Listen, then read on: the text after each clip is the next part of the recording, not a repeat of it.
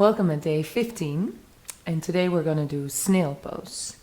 And depending on how you're going to perform it, it depends on your ability of neck flexion. So when you do this at home, sit in front of a mirror and then flex the head forward, and don't try to bend the upper back, but just the neck. And then have your partner or somebody else take a picture or look to the side in the mirror and then see if your neck is parallel to the floor or that it sticks up more. If it sticks up more, then when you're upside down, then most likely either you will experience a lot of pressure on the head and maybe therefore difficulty to breathe, or you feel the bones here pressing into the floor. In general, if you feel your whole spine in the floor, I will give also a variation for that. So if you have your neck that is compressing with the floor, or your head is compressing with the floor, you are gonna build for yourself with blankets and make sure that it is that it doesn't have any bumps in it, because then it is kind of difficult to do so. Oh yeah, we're gonna go that way. So I'm gonna move here so that you have space to go there with your legs.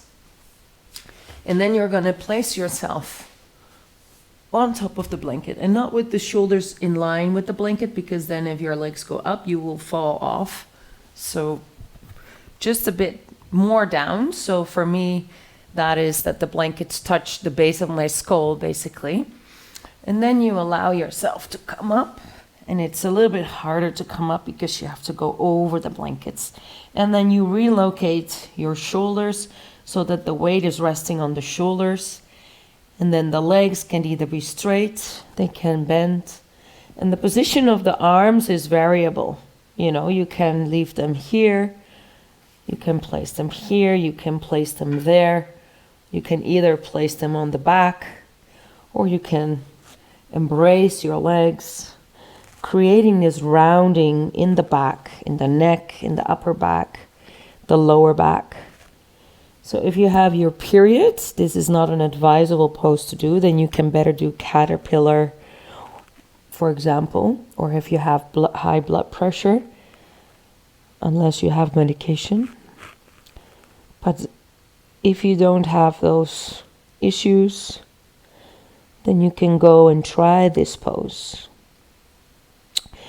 So this was for the people who don't have a lot of neck flexion. So you can stay there for about 5 minutes, and you don't have to listen to the next explanation. If you always feel your spine pressing into the floor, you can actually fold 2 blankets, but then leave a hole in the middle.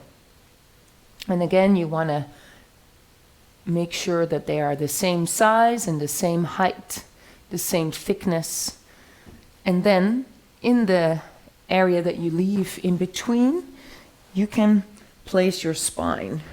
So in that way, you can come all the way up. And then you don't feel your spine.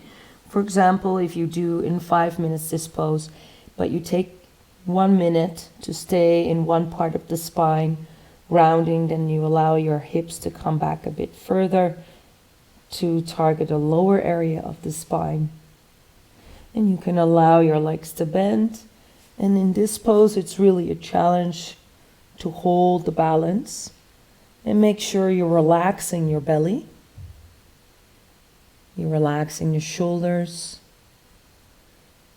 And you gently, each minute, you go down a bit lower and targeting different areas.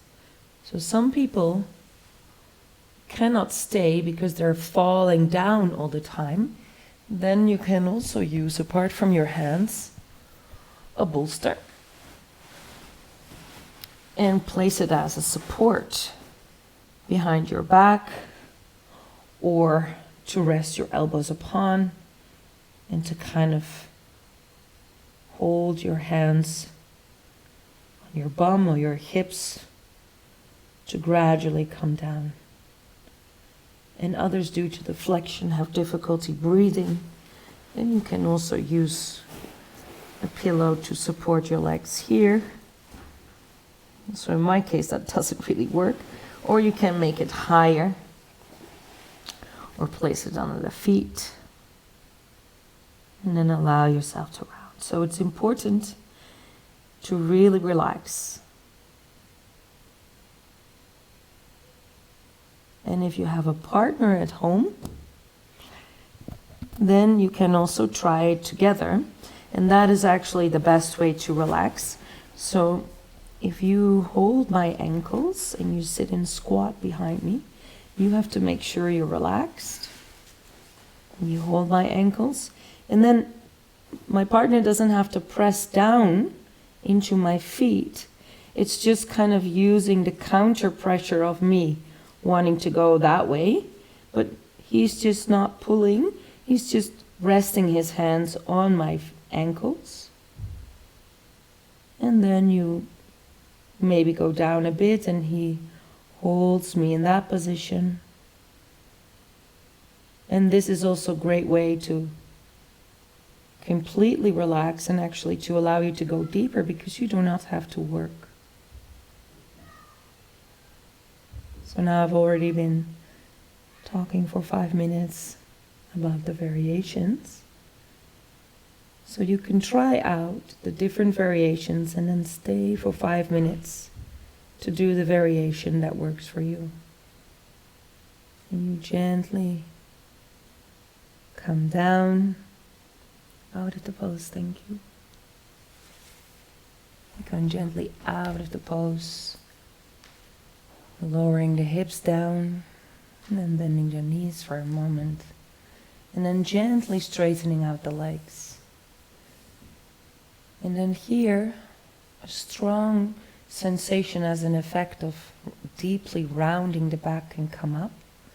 And for some it's quite intense. So try not to move, try to stay still and trust that the intensity will pass. But try not to contract the muscles as a reaction to protect. But actively relax, really surrender. And feel the effect of the pose. And wait until the strongest sensation has gone before you do any movement. First, allow the stimulation to be assimilated by your body, by your mind.